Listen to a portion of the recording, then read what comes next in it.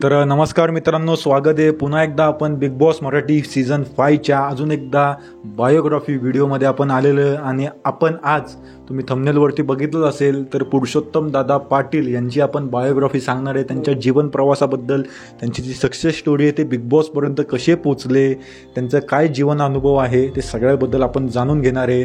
तर सुरुवात तुमच्यापासून करूया. तर पुरुषोत्तम दादांबरोबर बद्दल बोलायचं म्हणजे तर दादांवरती तर सगळ्यात अगोदर टीका झालेली आहे की बाबा दादा कीर्तनकार असून देखील तुम्ही बिग बॉसमध्ये कशासाठी. आणि जशी शिवलीला पाटीलवरती देखील टीका झाली होती ती ज्यावेळेस बिग बॉस मराठीमध्ये आली होती, तर तुझं काम नाही की कीर्तनकार माणसांनी बिग बॉसमध्ये जायला नाही पाहिजे, तिथलं वातावरण वेगळं असतं, तिथलं सगळं कल्चर वेगळं आहे. तसंच पुरुषोत्तम दादांबद्दल देखील तेच घडते.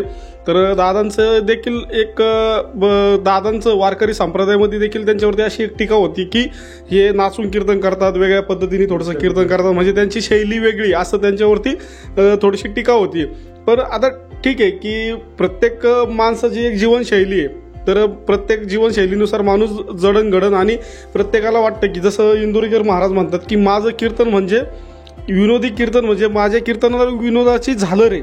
तसंच पुरुषोत्तम दादांकडे देखील बघितलं पाहिजे आणि चांगल्या प्रकारे ते खेळतात येत बिग बॉसमध्ये आपण बघतोय. आणि बाकीची आता बायोग्राफी आपले भाऊ देतीलच तुम्हाला पुढची त्यांच्याबद्दल. नाही, बरोबर आहे. तर बरोबर माहिती दिली तुम्ही.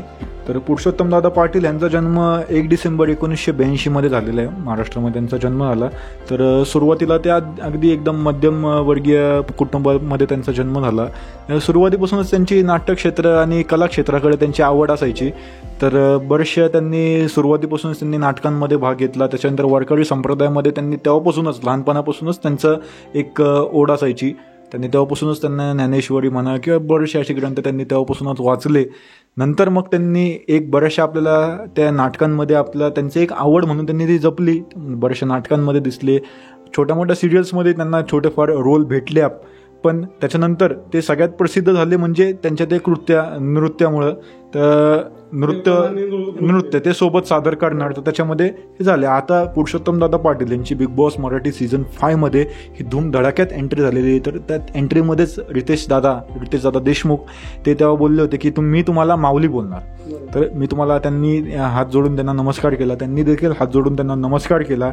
तर असं त्यांची एक वेगळी शैली आहे पुरुषोत्तम दादा पाटीलची. एक वेगळं त्यांचं एक म्हणणं आहे की मी हे जे माझी एक वेगळी शैली निर्माण केलेली तर ती एक सगळ्यांसाठी, म्हणजे जी आता नवीन जी पिढी आहे त्यांच्यासाठी कीर्तन त्यांना समजावं, त्यांना आवडावं, ते कीर्तनाला यावं म्हणून मी एक वेगळी माझी शैली निर्माण केली, जसं तुम्ही सांगितलं. तर हे होतं आपलं पुरुषोत्तम दादा पाटील यांच्याबद्दल एक छोटंसं एक व्हिडिओ. तर धन्यवाद मित्रांनो.